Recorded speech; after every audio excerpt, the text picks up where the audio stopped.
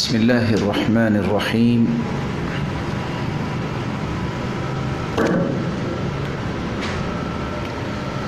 الحمد لله رب العالمين،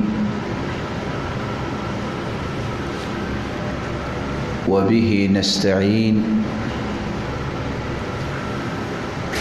الصلاة والسلام على إمام غر الميامين وعلى آله وصحبه ومن تبعهم بإحسان إلى يوم الدين، أما بعد، فأعوذ بالله من الشيطان الرجيم. بسم الله الرحمن الرحيم. إنما يعمر مساجد الله من آمن بالله واليوم الآخر وأقام الصلاة وآتى الزكاة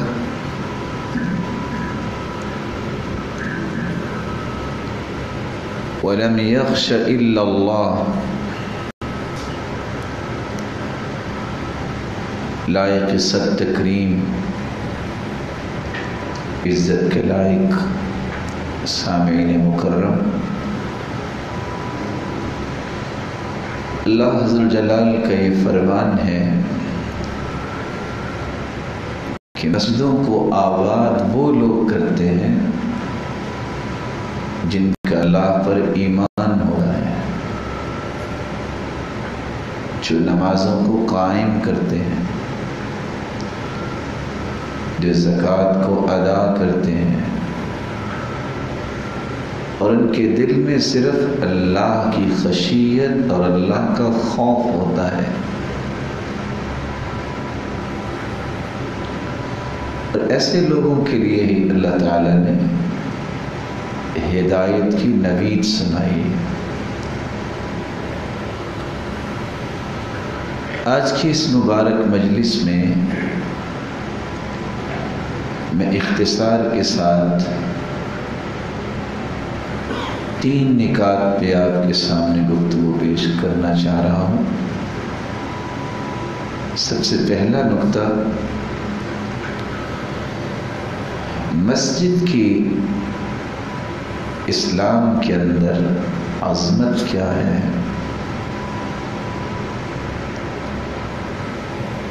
اور دوسرا نقطہ، ہمیں اللہ کے گھر میں کن آداب کو ہمیشہ اپنے سامنے رکھنا چاہیے، اور تیسرا نقطہ، بینگ اے مسلم، ہمیں مسجد کی آباد کاری کے لیے کون کون سے مراحل اور کون کون سے خوبصورت پہلوؤں کو اختیار کرنا چاہیے۔ آئیے سب سے پہلے نقطے کی طرف۔ رسول اللہ صلی اللہ علیہ وسلم کا فرمان معظم ہے، کائنات میں سب سے پیارا ٹکڑا زمین اللہ کے ہاں وہ ٹکڑا ہے جس پہ اللہ کا گھر بنایا جاتا ہے۔ احب البلاد الی اللہ مساجدها وأبغض البلاد إلى الله أسواقها۔ سب سے محبوب ترین جگہ اللہ کے نزدیک وہ جگہ ہے جس جگہ پہ مسجد بنائی جائے، اور آپ نے یہ بھی فرمایا کہ سب سے بری جگہ بازار ہے، بلکہ آپ صلی اللہ علیہ وسلم نے فرمایا مسجد تو ایسی مبارک جگہ ہے، یہ ایسا ربانی پروجیکٹ ہے کہ انسان اگر زندگی میں اس پروجیکٹ میں شریک ہوتا ہے تو انسان مٹی میں مٹی بھی ہو جائے، جب تک اس اللہ کے گھر میں، اس جگہ پہ لوگ نماز پڑھتے رہیں گے، قرآن پڑھتے رہیں گے، اذکار کرتے رہیں گے، نوافل پڑھتے رہیں گے، جو بھی نیکیوں کے کام کریں گے، رب تعالیٰ اس انسان کو مرنے کے بعد بھی ان نیکیوں سے محروم نہیں کرے گا، بلکہ اس کے لیے صدقہ جاریہ بن جائے گا۔ ان مما يلحق المؤمن من عمله وحسناته بعد موته وهو في قبره، 7 ایسے اعمال کا تذکرہ کیا ہے رسول اللہ صلی اللہ علیہ وسلم نے کہ بندہ مومن جب فوت ہو جائے، وہ قبر میں بھی چلا جائے، اس کی نیکیوں اور اس کے اعمال میں سے یہ 7 اعمال ایسے ہیں کہ رہتی دنیا تک اللہ ذو الجلال اس انسان کے نام اعمال میں مسلسل نیکیوں کا اضافہ کرتے رہتے ہیں، جن میں پہلا کام من علم علما ونشرہ، جس نے علم کی نشر و اشاعت کی اور علم لوگوں کو سکھا دیا۔ سب سے بڑا جو سعادت والا کام ہے، سفیان ثوری سے کسی نے پوچھا کہ اگر آپ سے پوچھا جائے کہ آپ کی سب سے بڑی خواہش کیا ہے کہ میں نیکی کا کام کروں، تو انہوں نے کہا میری سب سے بڑی خواہش ہے کہ اللہ مجھ سے دین پھیلانے کا کام لے، اس کی نشر و اشاعت کا کام لے۔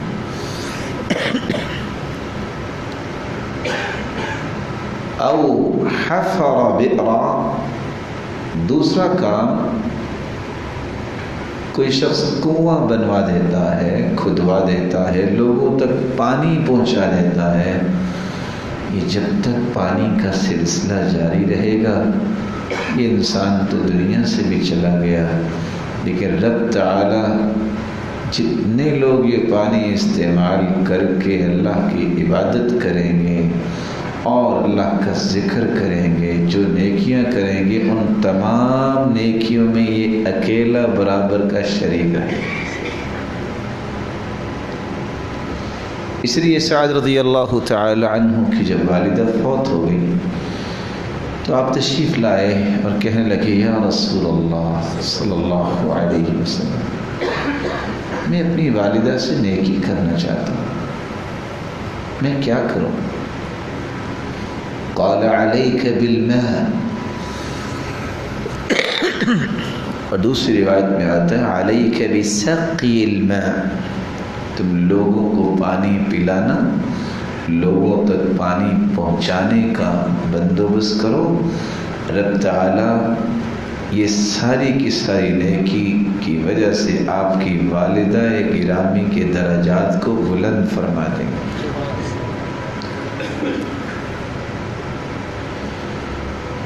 اس لیے میں بات کو مکمل کرنے سے پہلے یہاں ایک چھوٹی سی گزارش کر دیتا ہوں۔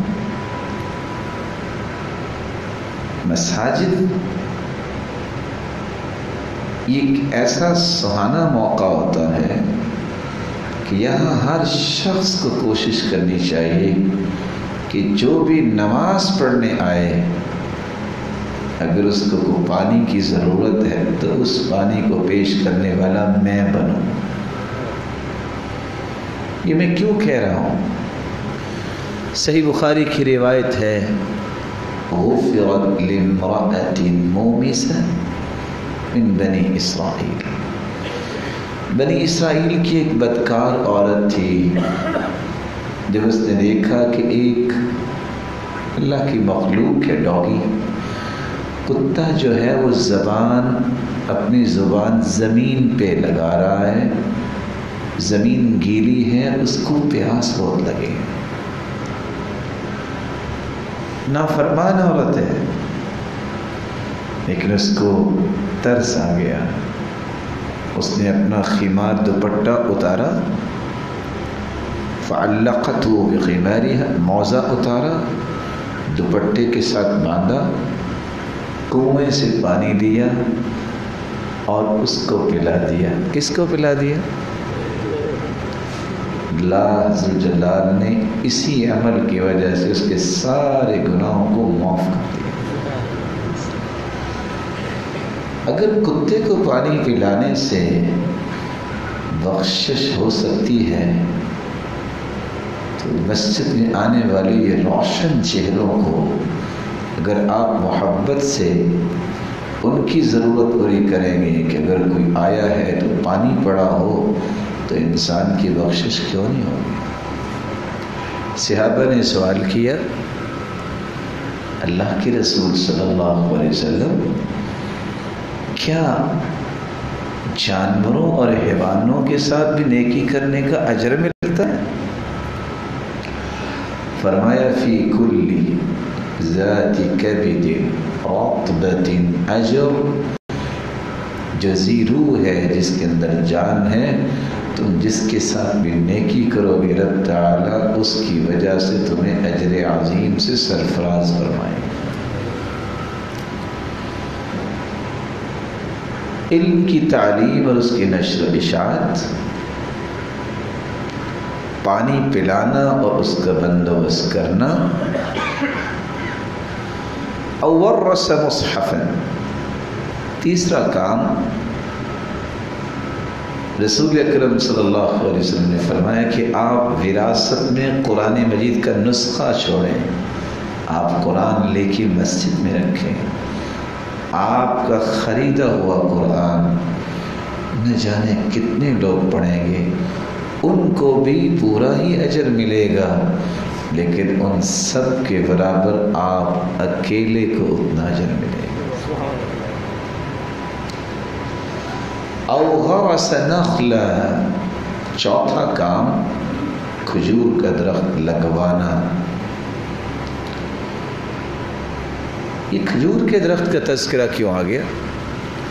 حدیث کے الفاظ ہیں مثل المؤمن مثل النخل، مومن کی مثال کھجور کے درخت کی مثال ہے، ما اخذت منها من شيء نفعك، کھجور ایک ایسا مبارک درخت ہے اس کی ہر چیز سے بندہ نفع لیتا ہے۔ تو مومن بھی اپنی ذات کے اعتبار سے اور اپنے مختلف صفات کے اعتبار سے نفع مند انسان کو کہتے ہیں۔ پانچویں چیز جو رسول اللہ صلی اللہ علیہ وسلم نے فرمائی، او بنا مسجد، جو مسجد بنا دے۔ اب سوال یہ ہے کہ مسجد کتنی بڑی بنائے؟ من بنا مسجدا للہ یبتغی به وجہ اللہ بنى اللہ له بیتا فی الجنہ، جو اللہ کی رضا کے لیے، رب کی خوشنودی کے لیے مسجد بناتا ہے، اللہ ذو جلال اس کا گھر جنت میں بنا دیتے ہیں۔ نیکی کا تسلسل الگ ہے کہ جتنے لوگ نماز پڑھیں گے وہ سب کے ساتھ نیکی میں برابر کا شریک ہے، لیکن اس کے بدلے کہ اس نے زمین پہ اللہ کا گھر بنا دیا، اللہ اس کے بدلے میں اس کا گھر جنت میں بنائیں گے۔ دوسری روایت کے الفاظ ہے صغیرا کان او کبیرا، کوئی جامع مسجد بنائے یا چھوٹی مسجد بنائے، اللہ جنت میں گھر دونوں کے بناتے ہیں۔ اچھا، ایک شخص مسجد بنانے کے خواہش تو رکھتا ہے، تڑپ بھی رکھتا ہے، شوق ذوق بھی ہے، لیکن اس کے پاس اتنا مال نہیں ہے کہ وہ پوری مسجد بنائے، تو کیا اگر وہ مسجد میں شریک ہو جاتا ہے تو اس کو اجر نہیں ملے گا؟ اللہ کے رسول صلی اللہ علیہ وسلم کی مبارک اطہر اور مقدس زبان نے ایک اور لفظ بول دیا، وَلَوْ قَدْرَ مَفْحَصِ قَطَعَ، بٹیر تو آپ نے دیکھا ہوگا، جتنا بٹیر بیٹھتے وقت جگہ لیتا ہے یہ آدھی اینٹ بنتی ہے۔ اگر کوئی اتنی تعمیر کی بھی ذمہ داری پوری کرتا ہے، بن اللہ لہ بیتا فی الجنہ، اللہ اس کا جنت میں گھر پورا ہی بناتا ہے۔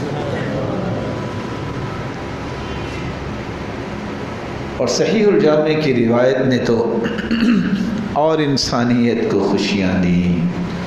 اللہ کے رسول کا فرمان ہے وہ اصغر من ذالک، جس کے اندر اخلاص ہے، جس کے اندر اللہ کے دین کی محبت ہے، وہ اگر ایک بٹیر جتنی جگہ کی تعمیر نہیں کروا سکتا، اس سے بھی کم اگر خلوص نیت سے وہ اللہ کے گھر میں شرکت کرتا ہے، اللہ ذوالجلال اس کا بھی جنت میں پورا گھر ہی بنائے گا۔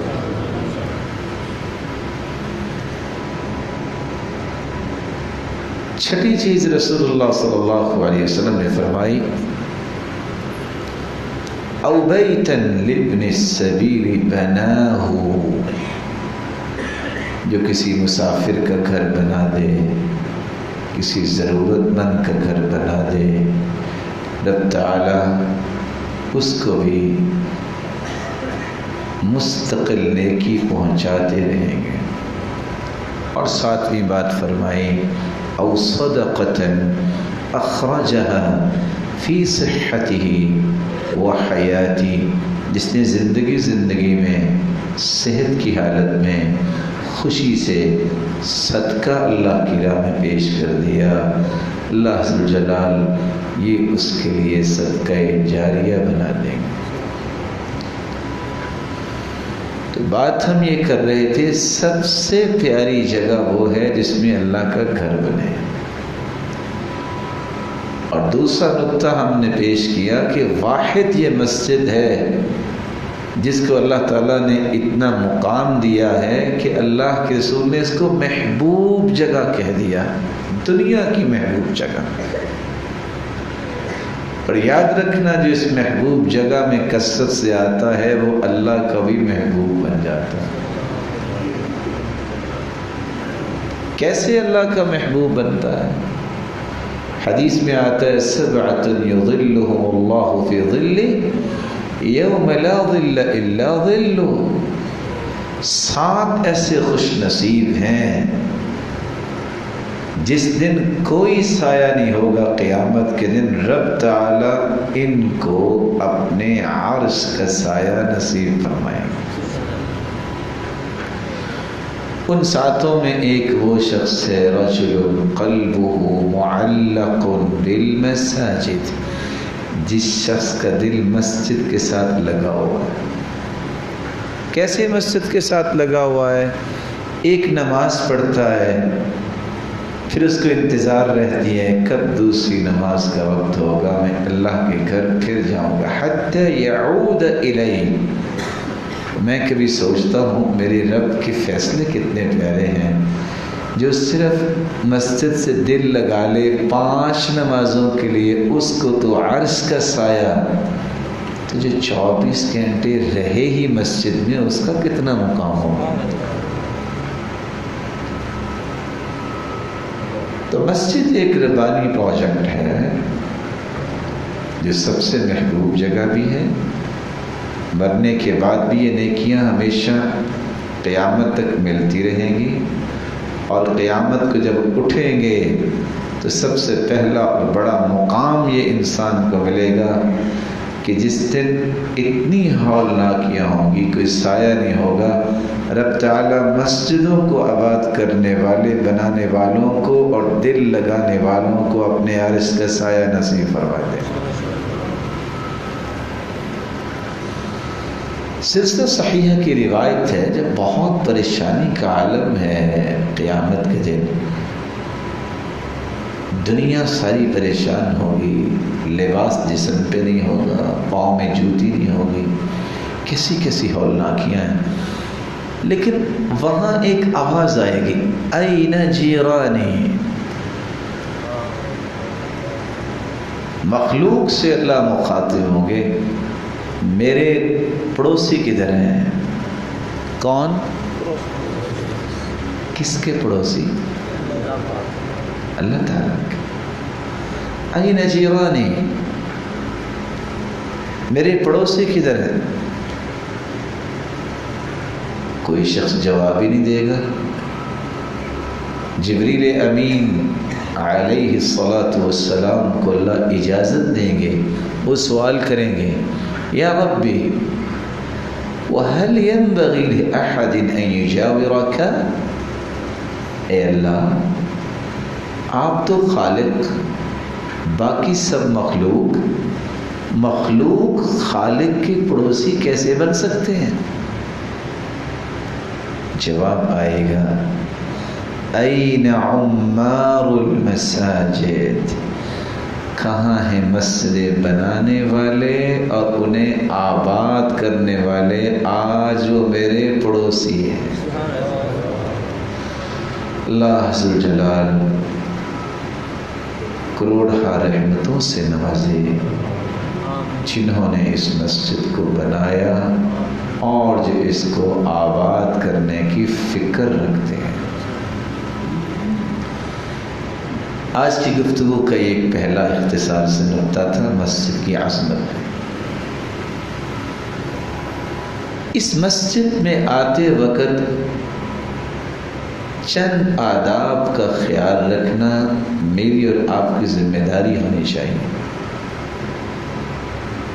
سب سے پہلا ادب یہ ہے، رسول اللہ صلی اللہ علیہ وسلم نے جو سکھایا، امرنا رسول اللہ صلی اللہ علیہ وسلم ببناء المساجد في الدور وان تنظف وتطيب، مسجدیں بنانے کا حکم دیا، مسجدوں کو خوشبودار اور انتہا درجے کا صاف ستھرا رکھنے کا حکم دیا۔ اس لیے اس مسجد کی جس طرح بناوٹ پہ بہت شوق اور ذوق سے، تڑپ سے ماشاءاللہ آپ لوگوں نے اس کو تعمیر کیا، اس کی خوشبو اور اس کی صفائی اور ستھرائی پہ بھی جب تک اللہ تعالیٰ آپ کو لمبی زندگی عطا فرمائے، آپ زندہ ہیں، ان دو چیزوں پہ کبھی بھی سودے بازی نہ کریں۔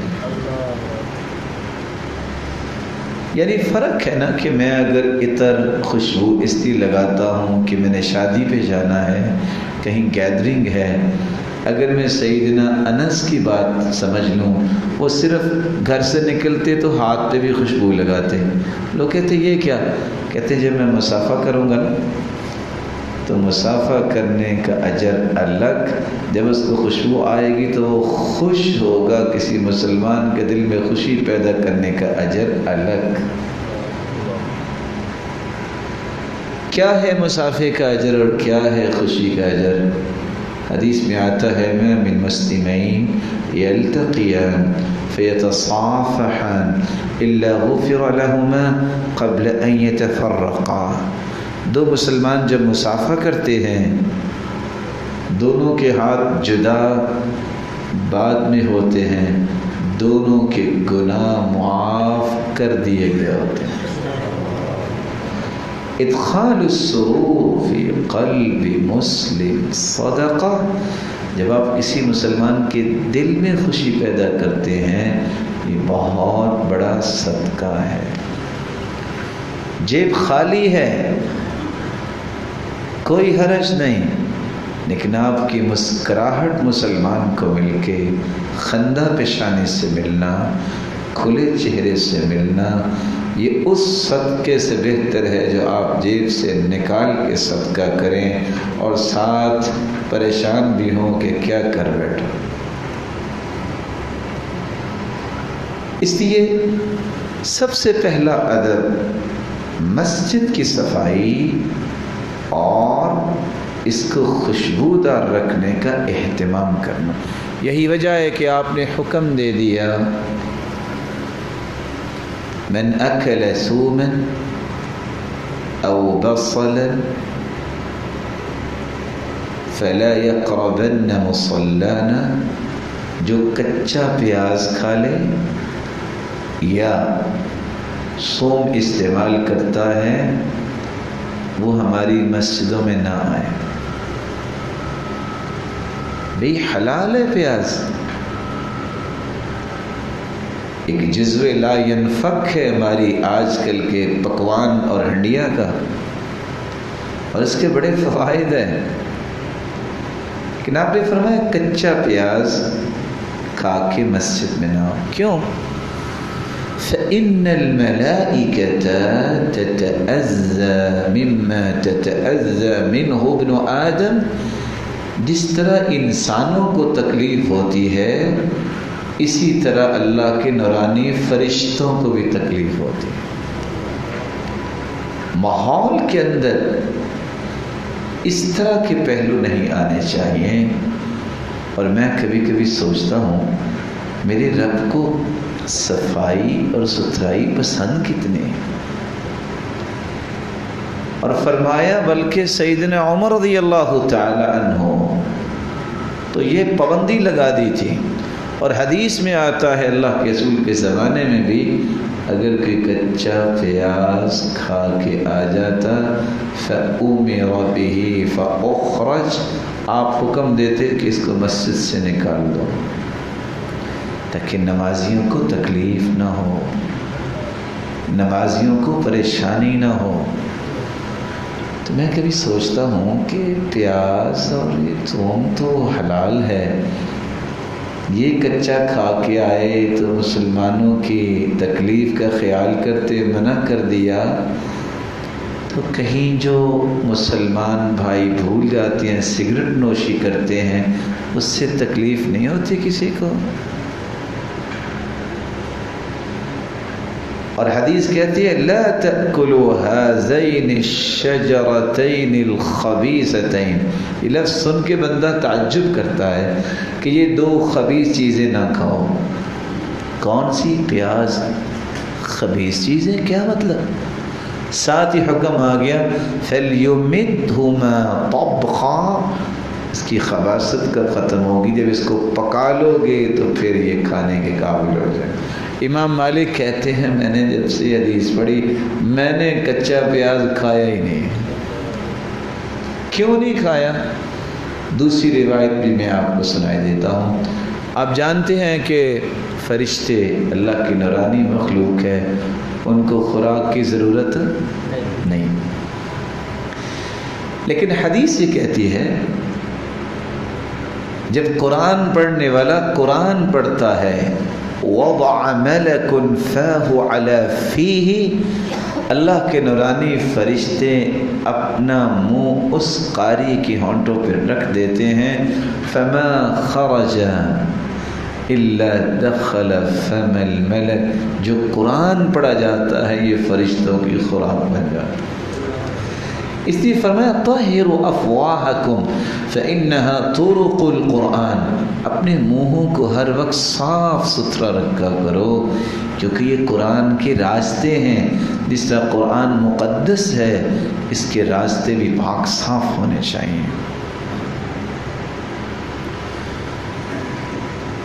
کچھ چیزیں لاجیکلی بھی سمجھ آتی ہیں، جب کوئی بھائی بھول جائے سگریٹ نوشی کرتا ہو، جب مسجد میں آتا ہے نا تو وہ نکال کے کہاں رکھتا ہے؟ باہر رکھتا ہے۔ کیوں رکھتا ہے بھلا؟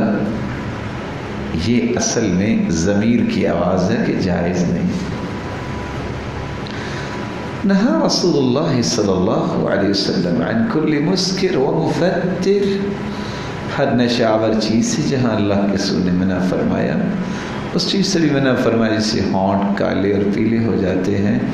سچی بات یہ ہے یہ تو اپنا ہی نقصان ہے، مال کا نقصان الگ، صحت کا نقصان الگ۔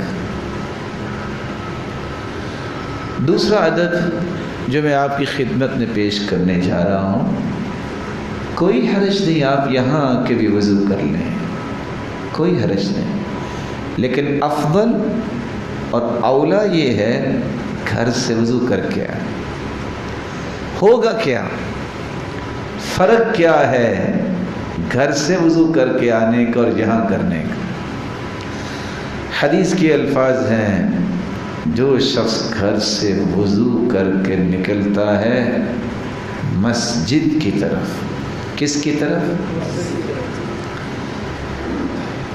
بِكُلِّ خُطْوَةٍ يَخْطُوهَا إِلَى الْمَسْجِدِ، ہر اٹھنے والا قدم 3 نویدیں سناتا ہے۔ کون سی 3 نویدیں؟ ایک نوید، ایک قدم اٹھتا ہے تو نیکی لکھی جاتی ہے، رکھتے ہیں گناہ معاف ہوتا ہے، اٹھتا ہے تو درجے بلند ہوتے ہیں۔ اور دوسری روایت کے الفاظ بِكُلِّ خُطْوَةٍ يَخْطُوهَا إِلَى الْمَسْجِدِ 10 حسنات، ہر اٹھنے والا قدم جو ہے وہ 10 نیکیوں کا باعث بنتا ہے۔ 10 نیکیاں بھی ہوئی، گناہ بھی معاف ہوئے، درجے بھی بلند ہوئے۔ اور چوتھی بات لفظ یہ ہے، اگر آپ کی نیت خالص ہے کہ آپ نے مسجد میں نماز پڑھنی، تکبیر اولیٰ کے ساتھ نماز پڑھنی اور پہلے صف میں پڑھنی ہے، کسی وجہ سے آپ لیٹ ہو گئے، آپ کا ارادہ نہیں لیٹ ہونے کا، تو انسان جب آتا ہے اف رکعت نکل گئی، اف کیا ہوا، گاڑی بس مسئلہ بن گیا، نہیں پہنچ سکا۔ اللہ نیت پہ فیصلے کرتے ہیں، ان اللہ اوقع اجرہ علی قدر نیتی، اللہ نیت کے مطابق اجر دیتے ہیں۔ وہاں حدیث کے لفظ کیا ہے؟ کتب اللہ لہ اجرا من حضرہا، جتنے نمازی اس مسجد میں یا کسی مسجد میں موجود ہوں، اللہ ان سب کے برابر اس کو اجر عطا کر دے۔ اور 5ویں روایت کے الفاظ یہ ہیں الا غفر اللہ لہ ذنوبا، یہ وضو کر کے اللہ کے گھر میں آیا ہے، نماز سے فارغ ہوا، اللہ ذوالجلال اس کے گناہوں کو معاف کر دیں گے۔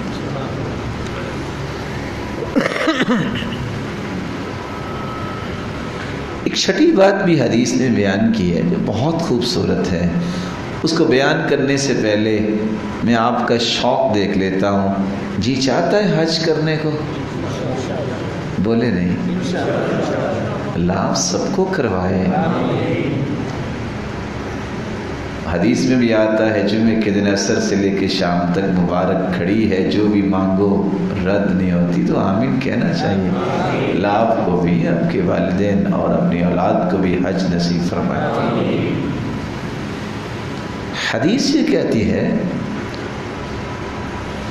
جو شخص گھر سے نکلتا ہے مسجد کی طرف، لا يريد فيه الا ان يتعلم خيرا او يعلمه، اس نیت سے نکلے کہ میں نے مسجد میں جا کے کچھ سیکھنا ہے یا سکھانا ہے، تو کیا ہوگا؟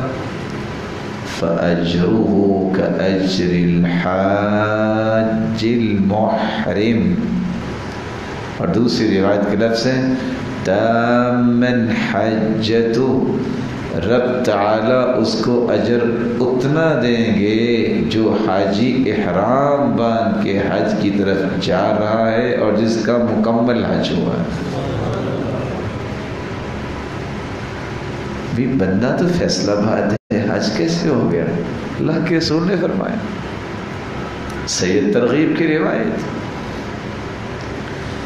اس حدیث کی روشنی میں اگر کسی کی نیت خوبصورت ہو تو ایک دن میں کتنے حج کر سکتا ہے؟ اجر لے سکتا ہے کہ نہیں لے سکتا؟ اور ہفتے میں کتنے حج کا ثواب ملے گا؟ حساب میں آپ میری طرح کمزور ہی ہیں۔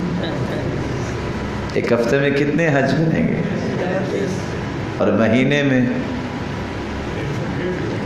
ماشاء اللہ، میں اب سال کا نہیں پوچھتا، پھر آپ کو کیلکولیٹر نکالنا پڑے گا۔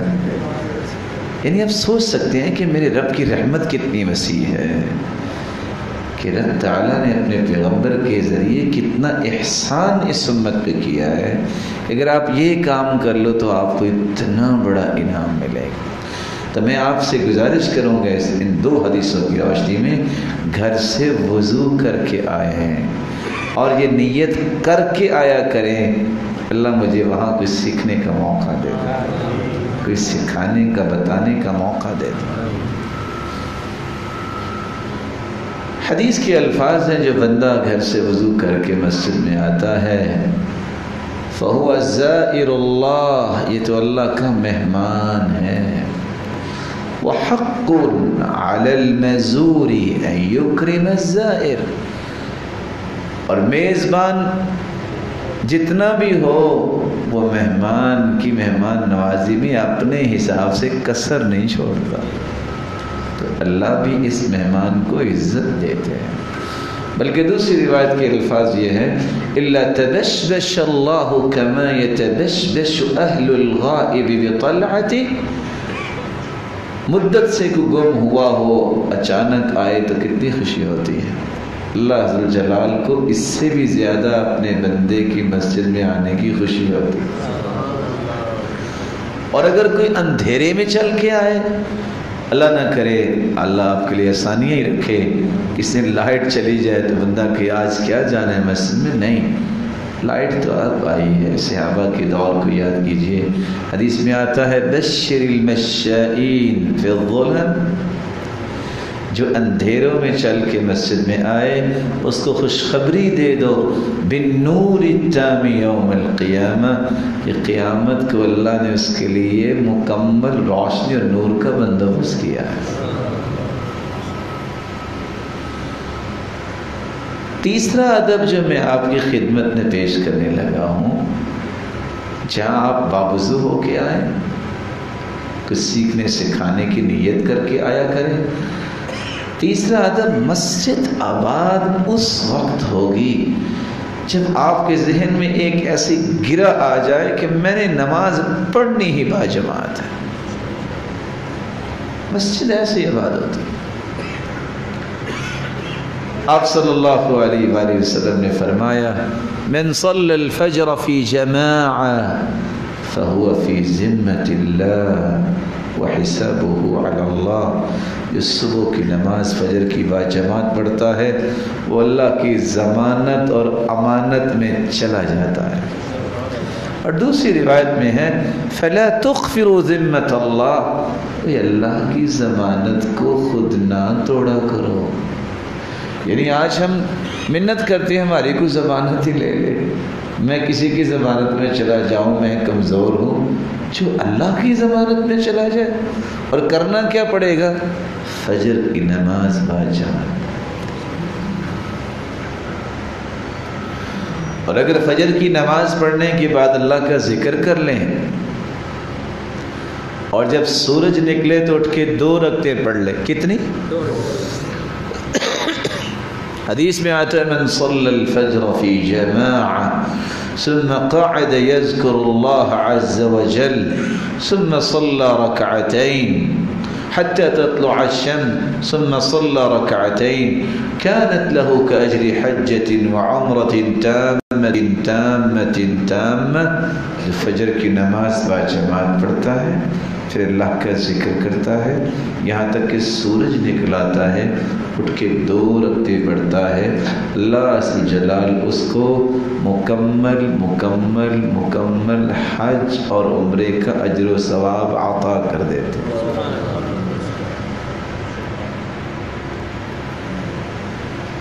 اور کسی کو اللہ نے توفیق دی ہو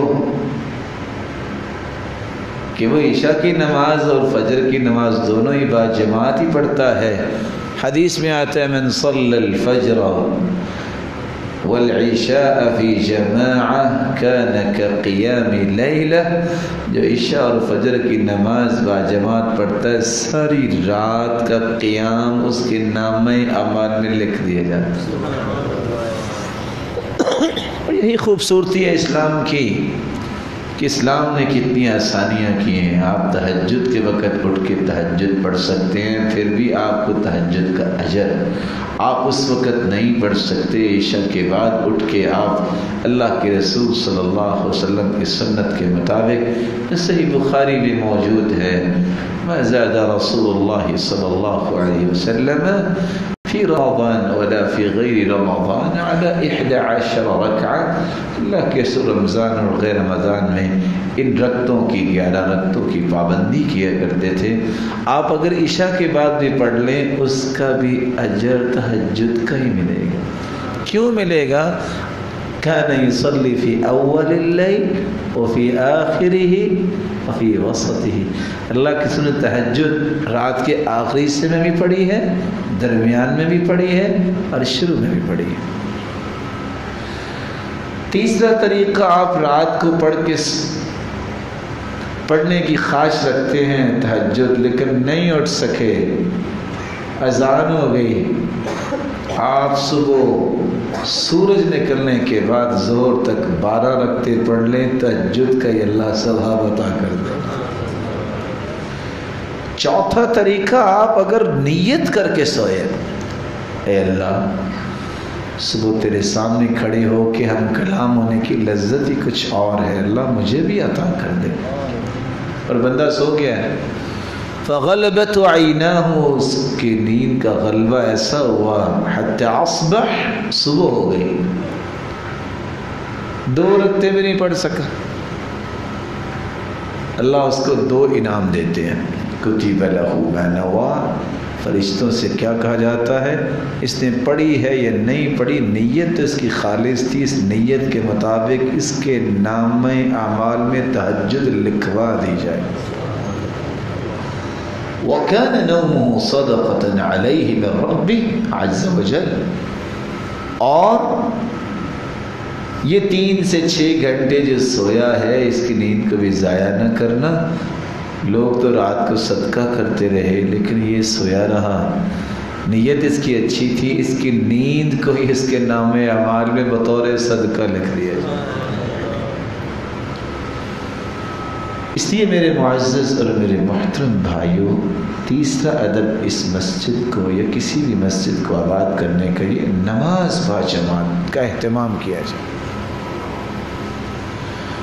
حدیث کے الفاظ ہیں، من صلى لله 40 يوما في جماعة يدرك التكبيرة الأولى كتبت له براءتان، براءة من النار وبراءة من النفاق. 40 دن جو تکبیر اولا کے ساتھ نماز پڑھتا ہے 2 انعام ملتے ہیں. ایک، یہ شخص منافق نہیں ہوگا. دوسرا انعام، اللہ ذوالجلال اس کو جہنم سے آزاد کر دیتا. شوق رکھنا چاہیے اور ایسی خواہش ہونی چاہیے. بعض قصے انسان کو سبق دیتے ہیں. دیکھو 3 سال پہلے غالباً بیت اللہ کے باہر انتظار کر رہے تھے، ایک شخص آیا، السلام علیکم. تو میں نے حدیث سنی 40 دن تکبیر اولا کے ساتھ نماز پڑھنے کی، ایک دعا کر دیجیے. میں نے کہا جی حکم فرمائیں. کہتے ہیں جی 37 دن ہو گئے، بیت اللہ پہلی صف تکبیر اولا کے ساتھ میں نے نماز پڑھی ہے، دعا کریں اللہ 3 دن زندگی دے دے، میری یہ خواہش پوری ہو جائے. خواہش ہے، اللہ ایسی بلند خواہشی ہر ایک کو نصیب فرمائے. رسول اکرم صلی اللہ علیہ وسلم نے فرمایا صبح اور عصر کے وقت فرشتوں کی ڈیوٹی چینج ہوتی ہے، اس لیے حافظوا علی الصلوات والصلاة الوسطى وقوموا للہ قانتین. عصر کی نماز کا خیال رکھا کریں. فرشتے جب اللہ کے پاس جاتے ہیں تو اللہ ذوالجلال پوچھتے ہیں من این اقبلتم، کہاں سے آئے ہو؟ اللہ جانتے تو ہوتے ہیں لیکن ان کی گواہی ڈالنا چاہتے ہیں. اللہ تیرے بندوں کے پاس سے آئے ہیں. اچھا کیا کر رہے تھے وہ کہتے ہیں اتیناہم وہم یصلون وترکناہم وہم یصلون. اللہ صبح فجر کے وقت گئے تب بھی وہ نماز میں ہی کھڑے تھے، جب ابھی عصر کے وقت آئے ہیں تب بھی وہ نماز میں ہی کھڑے تھے۔ اللہ فرماتی ہیں تم بھی گواہ رہنا، یہ جتنے نماز میں کھڑے تھے میں نے سب کو معاف کر دیا۔ اس گواہی سے اپنے آپ کو محروم نہ کرنا۔ فرشتے گواہ بن رہے۔ آپ صلی اللہ علیہ وآلہ وسلم نے مسجدوں کی آباد کاری کا یہی طریقہ بتایا۔ میں 3 باتیں اور آپ کی خدمت میں پیش کر کے بات کو مکمل کرنا چاہوں گا۔ مجھے احساس ہے کہ آج آپ نے جمعہ بھی پڑھا ہے اور آپ نے بہت سارے مسائل ماشاءاللہ سنے ہوں گے۔ مسجد کی آباد کاری کے لیے جو اگلا کام کرنا ہے وہ کیا ہے؟ ایک شخص نے اللہ کے رسول کے زمانے میں مسجد کے کارنر میں پتہ نہیں تھا، اس نے یورین پاس کیا۔ صحابہ کو غصہ آ گیا، اوے یہ کیا کر رہے ہو؟ لیکن آپ نے کیا فرمایا؟ مہلن، رک جاؤ، مہلن، رک جاؤ، لا تزرموا اے لا تقطعوا علیہ بولا۔ اس کو پتہ نہیں ہے، اس کو مت روکو، بیمار نہ ہو جائے گا۔ اب آپ بھی سوچ رہے ہوں گے مسجد ہے، یہ آپ نے منہج دیا ہے کہ اخلاق، نرمی، احترام، اس کو زندگی میں کبھی نہیں چھوڑنا چاہیے۔ جب وہ فارغ ہوا آپ نے پانی ڈول منگوایا اور پانی بہا دیا اور پاک ہوگی زمین۔ لیکن آپ نے اس شخص کو بلا کے ایک بات کہی اور 3 کام بتائے۔ فرمایا سنو، ان هذه المساجد لن تبن لهذا، مسجد ان کاموں کے لیے نہیں ہے، انما هي لذکر اللہ والصلاة وتلاوة القرآن۔ مسجد بنائی جاتی ہیں اللہ کے ذکر کے لیے، مسجد بنائی جاتی ہیں نماز پڑھنے کے لیے، مسجد بنائی جاتی ہیں قرآن کی تلاوت کرنے کے لیے۔ مسجدیں کیسے آباد ہوتی ہیں؟ آپ دروازے میں داخل ہوئے ہیں، آپ اس خوشی کے ساتھ داخل ہوں کہ اب میں اللہ کا پیارا بننے لگا ہوں، اور آپ قدم جب دایاں رکھیں، اعوذ باللہ العظیم وبوجہہ الکریم وسلطانہ القدیم من الشیطان الرجیم، بسم اللہ والصلاة والسلام علی رسول اللہ، اللہم اغفر لی ذنبی واعصمنی من الشیطان وافتح لی ابواب رحمتک۔ 8 روایتوں کو آپ جمع کریں تو یہ دعا بنتی ہے۔ یہ دعا پڑھ کے آپ مسجد میں داخل ہوں، اور سب سے پہلا کام، اگر مسلمان اور پیارے بھائی موجود ہیں، السلام علیکم، مناسب آواز میں سلام کہیں، اور آ کے سب سے پہلا کام کیا کریں؟ اللہ اکبر، 2 رکعتیں پڑھ کے بیٹھیں۔ اذا دخل احدكم المسجد فلا يجلس حتى يصلي ركعتين۔ جب تم میں سے کوئی شخص مسجد میں آئے 2 رکعتیں پڑھنے کے بغیر نہ بیٹھے۔ آپ رکعتوں سے فارغ ہو گئے، نماز میں ابھی 10 منٹ باقی ہیں، اس کا مطلب یہ نہیں ہے کہ آپ کو بے چینی ہو۔ آپ اس وقت اللہ کے گھر میں ہیں، ہاتھ اٹھا لیجیے، کیوں؟ دعا کیجیے۔ رسول اکرم صلی اللہ علیہ وسلم کا فرمان ہے، الدعاء بین الاذان والاقامت لا ترد۔ اذان اور اقامت کے درمیانی وقفہ جو اس میں کی گئی دعا کو اللہ رد ہی نہیں کرتے۔ یہ اللہ کے رسول نے کہہ دیا ہے، فرما دیا ہے، جس جیسی پیاری زبان اللہ نے اور کوئی بنائی نہیں ہے، نہ اس جیسی ذات اللہ نے کوئی پیدا کی ہے، آدم سے لے کے قیامت تک نہ پیدا ہو سکے۔ آپ دعا کر چکے، قرآن کھول کے بیٹھ جائیے، اللہ کا ذکر کیجیے۔ اس مسجد کو امن سکون کا گہوارہ بنائیے. کیسے بنے گا؟ جو اللہ کے رسول نے طریقہ بتایا ہے. مت اونچی گفتگو کیجیے، مت دنیا داری کی باتیں. بہت وقت ہے، ہم باہر کر سکتے ہیں. مسجد میں آ کے ذکر کریں، اللہ کا قرآن پڑھیں، نوافل پڑھیں. یعنی سوچنے کی بات، ابھی عصر کی نماز ہم نے پڑھی، حدیث میں آتا ہے رحم اللہ رجلا صلی قبل العصر اربعا، جو عصر سے پہلے 4 رکعتیں پڑھ لیں اللہ ذوالجلال اس پہ اپنی رحمت کی برکھا برساتے ہیں. یہ سنتیں زندہ کرنی چاہیے. رسول اکرم صلی اللہ علیہ وسلم نے فرمایا من صلی 12 رکعہ فی یوم و لیلہ بنی لہ بیت فی الجنہ، جو 12 رکعتیں دن اور رات 24 گھنٹوں میں پڑھ لیتا ہے اللہ اس کا جنت میں گھر بنوا دیتے ہیں. وہ 12 رکعتیں کیسے ہیں؟ 4 قبل الظہر، 4 ظہر سے پہلے، ورکعتین بعدها، 2 ظہر کے بعد، ورکعتین بعد المغرب، 2 مغرب کے بعد، ورکعتین بعد العشاء، 2 عشاء کے بعد، ورکعتین قبل صلاة الفجر، اور 2 فجر کی نماز سے پہلے. جو 12 رکعتیں پڑھتا ہے اس کا جنت میں گھر بنوا دیا جاتا ہے. یہاں زمین کا کیا ریٹ ہے؟ یہاں کیا ریٹ ہے زمین کا؟ 10-12 لاکھ.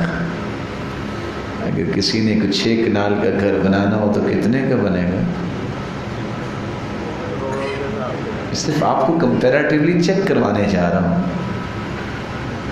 یہاں سے یہ جو سرگودا جو ہے کتنے کلومیٹر ہے؟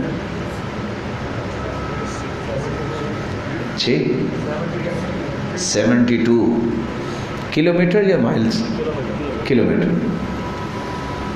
کبھی سوچا ہے جو جنت میں روزانہ میں اور آپ گھر بنا سکتے ہیں وہ گھر کتنا بڑا ہوگا؟ چھوڑیے گھر کو، میں خیمے کا ایک قصہ دے دیتا ہوں آپ کو. جنت میں گھر بھی ہوں گے، خیمے بھی ہوں گے. جو خیمہ ہوگا نا جنت میں، آج خیمے آپ نے 6x6 اور 8x8 اور 5x10 مختلف سائز ہے خیموں کی، لیکن جو جنت میں خیمہ ہوگا ان فی الجنت لخیمة مجوفة من لؤلؤة، جنتی کے لیے جنت میں خیمہ اللہ موتی میں بنائیں گے. ہاں موتی میں، کیا مطلب؟ تو کیا ہم پھر چونٹیاں بن کے اس میں رہیں گے؟ کیونکہ موتی تو بہت چھوٹا ہوتا ہے. نہیں، کہ میرے رب نے اپنے پیغمبر کی زبان سے یہ بات بتائی ہے. اتنا بڑا خیمہ ہوگا، عرضها 60 میلا، اس کی چوڑائی 60 میل ہوگی. 1 میل میں کتنے کلومیٹر ہوتے ہیں جی؟ 1.6. یہاں میرے محترم معزز بھائی بیٹھے ہیں جن کی فیصل آباد سے سرگودے تک زمین کے مالک ہوں. اگر خیمہ اتنا ہوگا، یہ اس کا عرض ہے، طول کتنا ہوگا اس خیمے کا، اور اس کی اونچائی کتنی ہوگی، اور گھر کتنا ہوگا، اللہ میرے اور آپ کے نصیب میں فرمائے. تو میں آپ کی خدمت میں یہ گزارش کروں گا، یہ 12 رکعتیں نہ چھوڑا کریں. ہر روز جنت میں گھر، ہر روز جنت میں گھر. اور حدیث میں آتا ہے جو بندہ زور سے پہلے 4 پڑھ لے اور زور کے بعد بھی 4 پڑھ لے، اللہ اس کے چہرے پہ آگ کو حرام قرار دے دیتا ہے. لحرم اللہ وجہہ علی النار. مسجدوں کا یہی تو ایک سب سے خوبصورت مرحلہ ہے جس کو آج امت نے سمجھا نہیں. آج امت نے یہی سمجھا بس جائیں گے باتیں کر کے آئیں گے، یا مسجدوں میں جھگڑا ہو جاتا ہے. یہ مسجد ان چیزوں کے لیے نہیں ہے. مسجد اللہ سے تعلق جوڑنے کے لیے. مسجدوں میں تو محبتیں بانٹتے ہیں، خوشیاں بانٹتے ہیں، دین تقسیم کرتے ہیں. مسجدوں میں جھگڑے نہیں کیا کرتے، اخلاق نہ چھوڑیں. آپ نرمی نہ چھوڑیں. اگر کوئی آپ سے آ کے کوئی بدتمیزی بھی کر لیتا ہے، ہو سکتا ہے اس کو پتہ نہ ہو، آپ خاموش رہیں، اس کو باہر نکل کے کہیں مستو بھی نہیں اونچا بولتے، اللہ کے رسول نے منع کیا. اگر آپ پہ زیادتی بھی کر لے گا، گالی بھی دے دے، تو یہ اس کی جہالت ہے نا. تو کیا کسی کی جہالت کو دیکھ کے ہم خود بھی جاہل بن جائیں؟ وہ کیوں؟ ہم اپنی اچھائی کو کیوں چھوڑیں؟ وہ یحییٰ بن معین کو گالی دی ایک انسان نے تو مسکرانے لگ گئے. جیسے آج کل بھی ساتھی ہی ہمیشہ لڑائیاں کرواتے ہیں، کہتے ہیں اوے بزدل ہو جواب دو. تو یحییٰ بن معین پھر مسکرانے لگ گئے، کہتے ہیں فَلِمَاذَا تَعَلَّمْتُ إِذًا، اگر میں نے گالی کا جواب گالی دینی، پھر میں نے دین کیوں پڑھا، پھر میں نے علم کیوں سیکھا. آپ وہ خوبصورت اور عزت والی امت ہو جس کے بارے میں اللہ کے رسول نے فرمایا تھا انتم تتمون 70 امہ انتم خیرها واکرمها علی اللہ عز وجل، تم 70ویں امت ہو اور کائنات میں سب سے زیادہ عزت والی امت ہے تو یہ امت محمد ہے. اس لیے آپ کو اپنی عزت کا سودا نہیں کرنا چاہیے. اور آپ کی عزت کس میں ہے؟ اخلاق میں ہے، نرمی میں ہے، احترام میں ہے. آپ اپنی اچھائی کو کبھی نہ چھوڑیں. اگلی بات جو حدیث میں آئی ہے یہ قرآن کے لیے ہے. میں گزارش کروں گا یہاں کی انتظامیہ کو اس دعا کے ساتھ کہ اللہ ان کو سلامت رکھے، بہت برکتوں سے نوازے. صبح و شام بچوں کی تعلیم کا بندوبست کریں. انما ہی لذکر اللہ و تلاوت القرآن، قرآن مجید پڑھانے کا بندوبست جس مسجد میں نہیں ہوتا وہ مسجد آباد نہیں ہوتی. صبح بچے آئیں، ناظرہ پڑھیں، یاد کریں. کتنا ہی اچھا ہو، بہت ہی محترم بھائی، خطیب محترم، امام محترم، صبح زیادہ نہیں 1 سے 2 سے 3 آیات کا ترجمہ بڑے تحمل سے اپنے معزز بھائیوں کے سامنے پیش کریں. مغرب کی نماز کے وقت 1 حدیث، نہ زیادہ وقت لیں تاکہ یہ روزانہ کی قرآن و حدیث کی ڈوز اس کو ملے. اسی طرح ہی تربیت ہوتی ہے. آپ سوچ سکتے ہیں کہ اگر 1 آیت کا ترجمہ ہم پڑھ لیں روزانہ بغیر کسی مدرسے داخل ہوئے، ہم کتنے سال میں قرآن مجید کا ترجمہ یاد کر سکتے ہیں. اور یہ دستور ہے میری اور آپ کی زندگی کا. اور کتنا ہی اچھا ہو خطیب محترم، امام محترم مختلف اوقات میں اپنے بھائیوں کو محبت اور احترام سے بلا کے کہیں آج ہم نماز کا، غسل کا، تیمم کا، وضو کا عملی طریقہ پیش کریں گے. پروجیکٹر لگا ہو، حدیث سامنے لکھی ہو، ترجمہ اس کا نیچے ہو، ریفرنس ہو، یہ اللہ کے رسول نے وضو کیا ہے. کیسے؟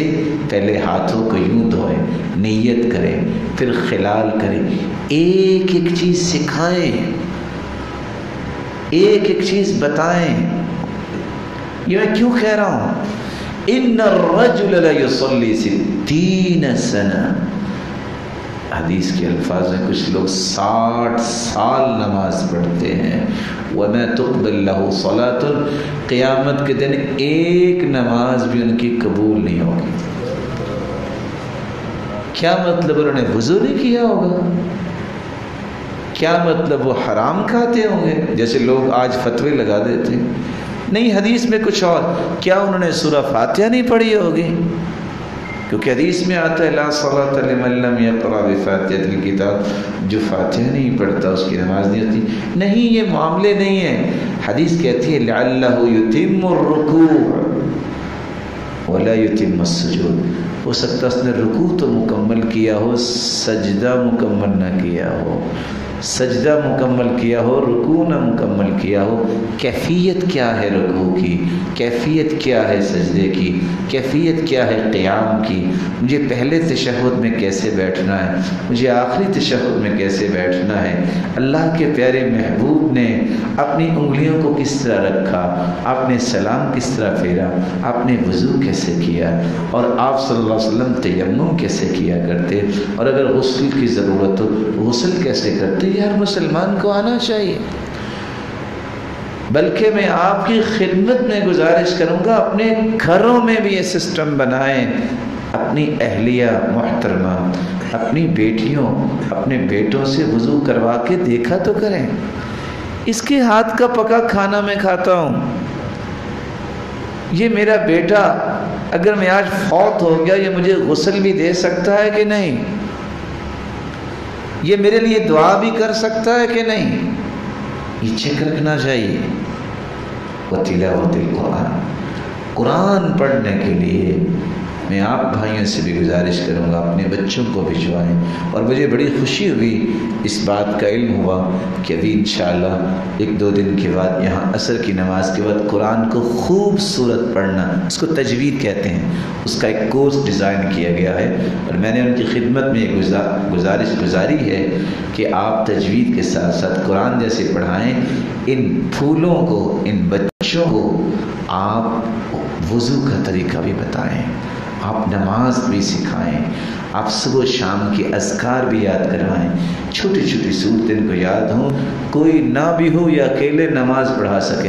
ہم جب مسجد نبوی میں جایا کرتے تھے، جب مدینہ رسی پڑھتے تو چھوٹے چھوٹے بچوں نے آ جانا، ہم دیکھ کے حیران ہوتے تھے، بالکل چھوٹے بچے، تو بھاگتے بھاگتے آنا، آ کے نا سب وہ چھوٹے بچے سب وہ وقت صف سیدھی کرو، ایک نے آگے کھڑے ہو جانا، اور سارے اتنے ہیں، تو کسی نے پاؤں ادھر کرنا، اگل لک سو صف، اوے صف سیدھی کرو، ساتھ اس نے مسکرایا۔ میں نے کہا یار کیسے ان کی تربیت، اور اس نے کبھی دائیں دیکھنا کبھی بائیں، جیسے انہوں نے دیکھا اماموں کو، اور پھر اس سے اللہ اکبر، چھوٹے بچے نماز جماعت کروا کے نماز پڑھتے ہیں۔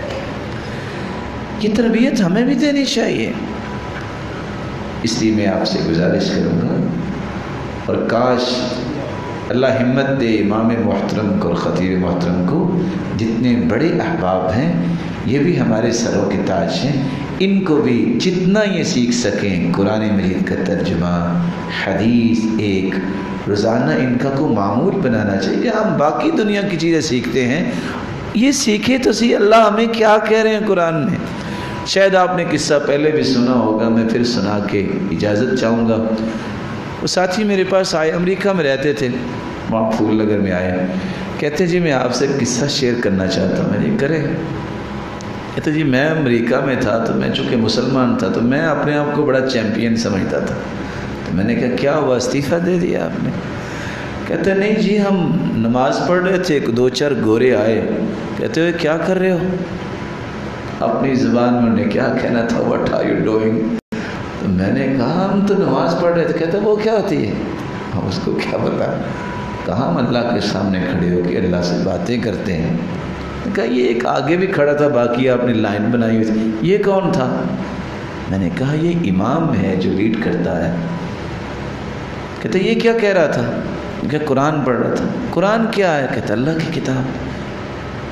تو کیا اللہ تعالیٰ کی کتاب میں ہے؟ کہتے میں سوچنے میں پڑ گیا، مجھے ترجمہ تو آتا نہیں، میں یہ نہیں مجھے پتا۔ اچھا نا میں آپ کی امام سے بات کرواتا ہوں۔ امام صاحب کے پاس گیا، بھی آپ کیا پڑھ رہے تھے؟ کہتے قرآن پڑھ رہا تھا۔ کیا قرآن پڑھ رہے تھے؟ اللہ سے کیا کہہ رہے تھے؟ کہتے یہ تو مجھے بھی نہیں پتا۔ تو وہ گورے کہتے ہیں تعجب کی بات ہے، باتیں اللہ سے کرتے ہیں اور آپ کو پتہ ہی نہیں آپ کیا کرتے ہیں۔ دیکھیے ایک چھوٹی سی بات نہیں ہے میرے بھائی، مجھے اور آپ کو علم ہونا چاہیے میں اللہ کو کیا کہہ رہا ہوں۔ اس لیے میں آپ سے سب سے گزارش کروں گا نماز کا ترجمہ ضرور پڑھیں، میں کیا کہہ رہا ہوں سوچ کے پڑھیں۔ اور عبداللہ بن مسعود نے فرمایا تھا 2 رکعتیں اگر میری قبول ہوگی یہ پوری دنیا سے مجھے عزیز ہے۔ اللہ عز و جلال آپ سب کو سلامت رکھے، اور اللہ عز و جلال ہمیں مسجدوں کو آباد کرنے والا بنائے۔ اللہ کا ذکر، قرآن مجید کی تلاوت، اور اسی طرح نماز کی پابندی، اس سے ہی مسجدیں آباد ہوتی ہیں۔ مالک الملک سے دعا ہے اللہ مسجد بنانے والوں کو کروڑہ رحمتوں سے نواز۔ اے اللہ یہ روشن چہرے جتنے بیٹھے ہیں سب کو اپنا تقرب نصیب فرما۔ الہ العالمین ان کی اولادوں کو بھی मस्जिद को आबाद करने वाले बना।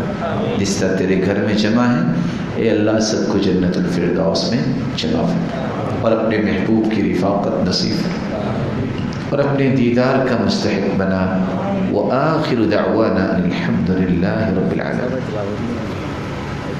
मैंने इसलिए जल्दी कर दी, आप एक और काम कह रही हैं, थके हुए पहले हैं, आप फिर इनसे पूछते हैं, अगर वो कहें तो या मैं आपको अकेले को गाड़ी में सुना दूंगा।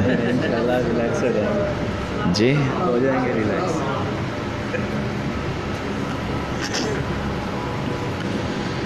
अऊज़ु बिल्लाहि मिनश शैतानिर रजीम। बिस्मिल्लाहिर रहमानिर रहीम।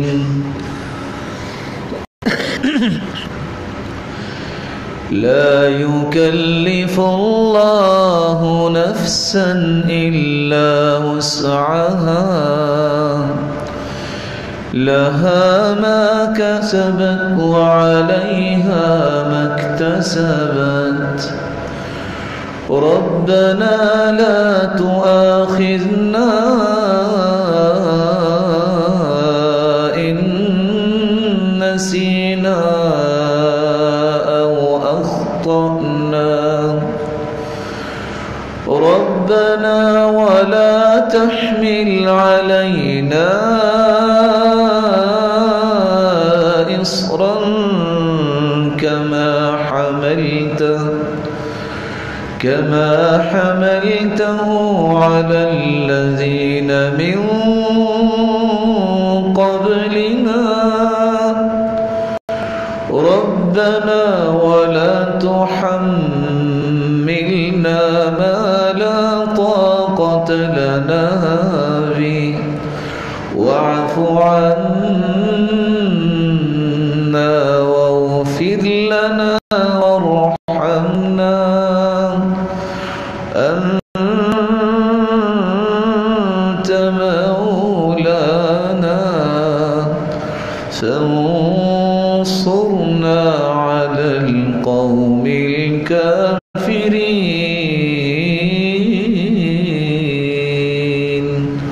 صدق الله العظيم.